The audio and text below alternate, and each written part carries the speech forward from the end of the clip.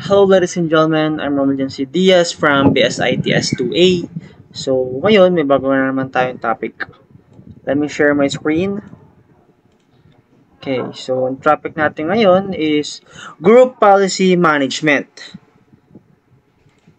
So, ang first step niyan is search nyo sa ating start button yung server manager. Okay, then after nun, click nyo lang yung features, group policy management, at yung forest nyo. Ang akin kasi yung forest ko is diaz.romel.com. Then, click nyo yung domain.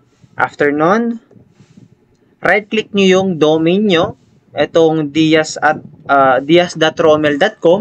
Then, create GPO in this domain. After naman nun, fill up the new name, and yung new name ko sa akin is BSIT Students. Then, after nun, gagawa naman tayo ng panibagong GPO. Ipapangalan naman natin to sa administrator.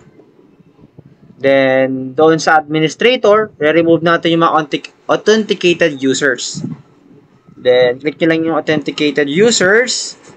Then, click remove.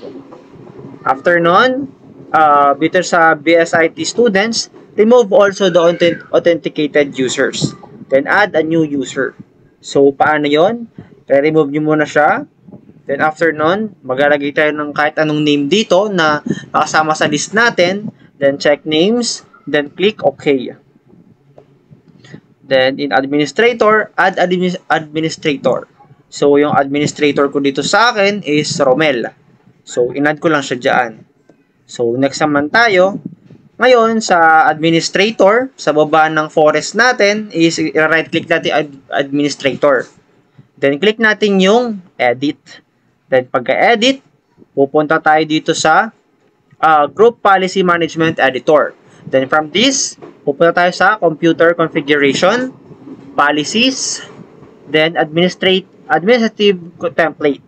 Then, dito sa baba na Administrative Template, merong All Settings. Then, dito sa All Settings, re-remove lang natin tong Links and Access to Windows Update. After nun, select the disabled and for the BSIT student, enable. Dito sa administrator yon, yung disabled. Then sa BSIT students ay enabled. Next naman is re-remove natin yung network connections from start menu. Ito siya.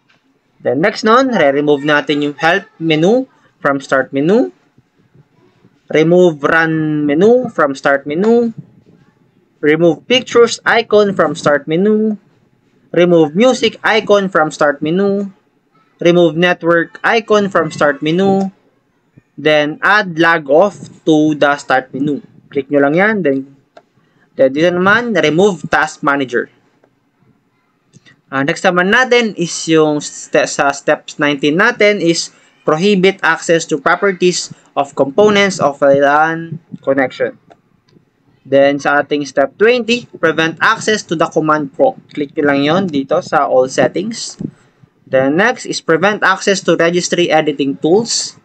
Next is prohibit access to control panel. Next naman is sa ating start menu, i-search natin yung gpedit. Okay? gpedit.msc. Then, pag may nakita tayo, i-open lang natin. Then, go to user configuration, then Windows settings, then Internet Explorer, then browser user interface. Then, pagtapos nun, sa baba ng mga yon, sa baba ng mga dito, compute, ito yun eh. Sa baba ng mga dito, meron niya makikita tayong browser title. Then sa browser title natin, click lang natin yung title bars. Then after nun, i-enter natin yung domain. Then okay lang natin. Then after nun, pupunta tayo sa ating Explorer. Then i-type na din natin doon yung ating domain name. Then ayun lang, ganun lang kabilis kung paano. Bale, ito siya. Kapag natapos nyo na, yan, i-okay nyo lang siya dyan. Then voila, that's it.